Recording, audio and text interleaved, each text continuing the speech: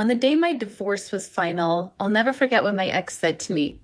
And he said, "You're going to regret this. You're going to get 6 months down the road and you're going to regret divorcing me." And you know what? He's right.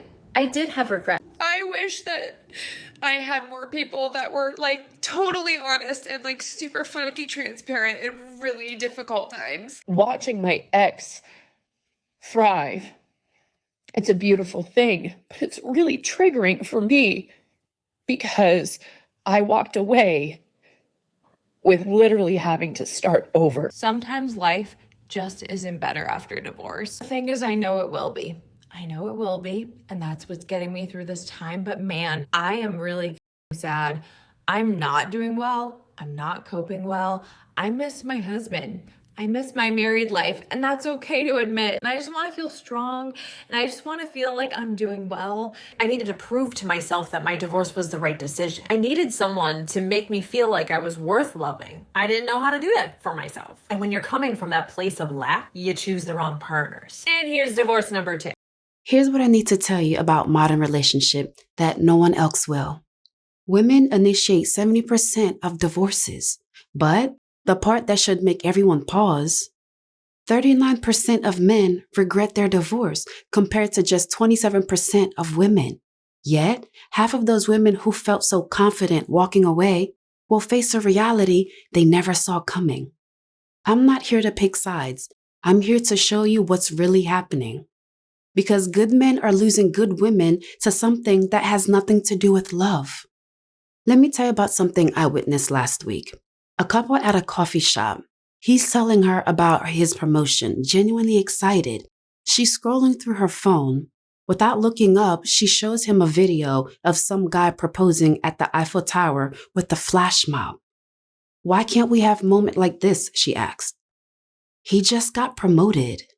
That was the moment, but it wasn't Instagram worthy.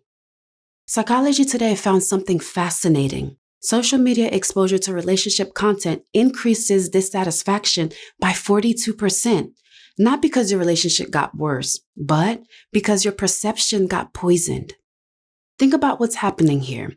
Every day she sees curated love, staged surprises, rented luxury, professional photographers capturing spontaneous moments, and slowly, without realizing it, her brain starts believing that this performance is what love looks like. Meanwhile, you're over there being consistent, planning for retirement, fixing her car without even being asked, making her coffee exactly how she likes it every morning. But consistency does not trend. Stability doesn't get likes. Real love looks boring on a screen. And here's what breaks my heart. You're not competing with other men anymore. You're competing with fiction, with algorithm designed to make real life looks insufficient, with highlight reels that doesn't show the credit card debt, the argument after the camera stops, the breakup 3 months after the perfect proposal. When you can't compete with an illusion, it's not because you're failing. It's because the game is rigged. I just fell in the parking lot of Walmart. And I went to grab my phone in that moment that I was hurting. And I wanted to call my husband and cry to him and have him comfort me like he always had after 25 years. The first thing I wanted to do was call him. And then I realized that he's not mine to call anymore. And how alone I really am. And it sucks. It really sucks. And I haven't been able to stop crying since. And I'm fine. There's something women don't talk about openly, but I'm gonna say it anyway. Women start questioning her relationship. Watch who shows up with advice. It's rarely the friend who's in a healthy marriage. It's rarely the one who worked through hard seasons and came out stronger. It's Sarah, who hasn't been happy since 2018, but calls it high standards. It's Jessica, who collects red flags like trophies, but preaches about knowing your worth. It's Amanda, who's never built anything stable, but somehow became someone's relationship guru. These women don't want your girlfriend to be happy. They want her to be available for wine nights, for mutual complaining sessions, for validating their choices. You deserve better, queen, they say. But have you noticed how they never define what better looks like? Because they don't know. They just know that misery loves company, and happy women don't need 3-hour venting sessions. I've watched this pattern so many times. A good woman with a good man starts listening to broken women with broken patterns. They convince her that his calmness is lack of passion, that his planning is controlling, that his consistency is boring. The saddest part? These same friends who cheered when she left, they're nowhere to be found 6 months later when she's sitting alone, wondering why dating apps is full of men who won't commit to a second date. Because those friends didn't want her happiness. They wanted her company in their loneliness. Let me share something that changed how I see divorce entirely. The Journal of Marriage and Family studied thousands of divorces. They found that 27% of women who divorce after 50 face poverty if they don't remarry. That independence everyone is celebrating, it comes with a price tag no one mentioned at the divorce party. But here's a stat that stopped me cold. 63% of divorced individuals later realized they were the problem, not their partner, not the relationship. Their own unhealed wounds they carried into every conversation, every conflict, every quiet Sunday morning. Think about that. Almost 2 out of 3 people discovered too late that changing partners didn't fix anything because the common denominator was them. Men process divorce differently than women. They grieve harder up front. They lose weight. They struggle. But here's what the research from the American Psychological Association shows. Men who do the inner work come out transformed. They become the version of themselves they've always wanted to be. Women often feel liberated at first. The freedom is intoxicating. The attention is validating. But around month 6, when the celebration ends and reality starts to settle in, that's when the questions start. Did I give up too soon? Was it really that bad? What if I was the problem? By then, he's already rebuilt, and that's when the real regret begins. It's my wedding anniversary today, and because this date has been ingrained in me for so long, of course, it was the first thing that I thought about when I woke up this morning. And then I realized, yeah, we're still technically married, but this is far from being a celebratory anniversary. We're knee deep in the middle of a divorce. He's waking up in someone else's bed while I'm here. And it hit me harder than I thought it would. I need to tell you about a message I received last month. A woman wrote, I left my husband because he was too predictable. 6 months later, I'm dating a guy who won't text back for days, and I'm crying over my ex's consistency. This is the pattern I see constantly. Women leaving stability for excitement, then discovering excitement without stability is just chaos with better marketing. She starts remembering things differently, the way he'd put his hands on her lower back in crowds, how he'd pause his game when she needed to talk, the Saturday morning pancakes that felt routine, but were actually rituals. Sees couples at grocery stores doing nothing special, just existing together, and her chest tightens. Because she realizes she had that quiet, unglamorous, beautiful thing that doesn't photograph well, but feels like home.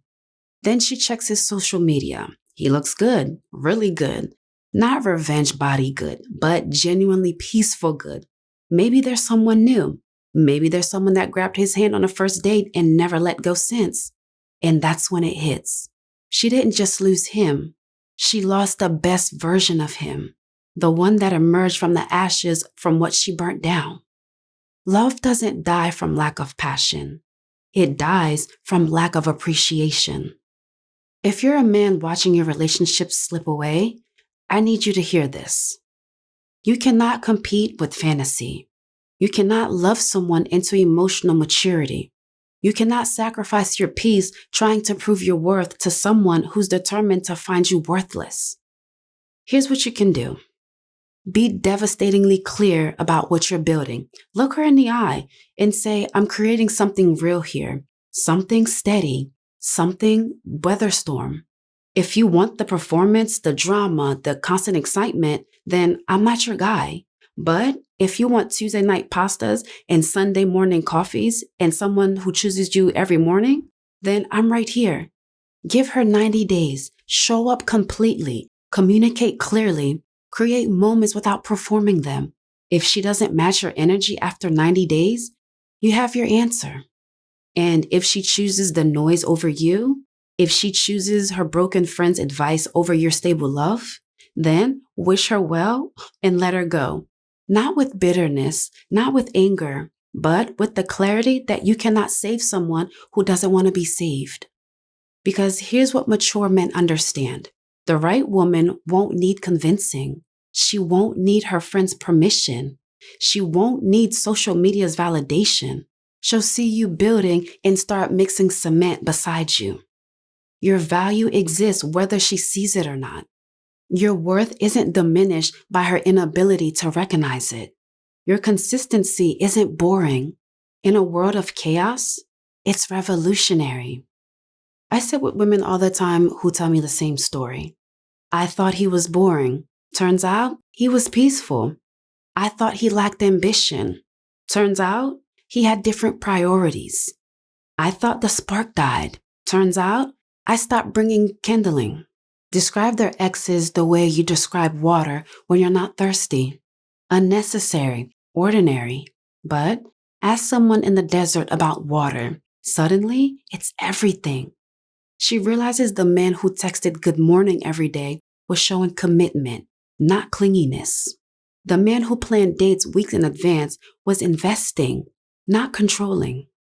But by the time she understands this, he's given someone else those good morning texts. He's planning a future with someone who saw his value in real time, not in hindsight. That regret hits differently when you realize you didn't lose something, you throw it away. No one plays the victim better than a woman who knows that she did you dirty. Listen, she'll stir up chaos in your life, and then she'll say that you're the one stressing her out. She'll break your trust, and when you bring it up, she'll call it living in the past.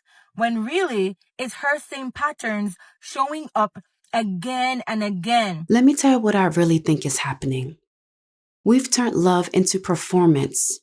We've confused butterflies with anxiety and stability with stagnation.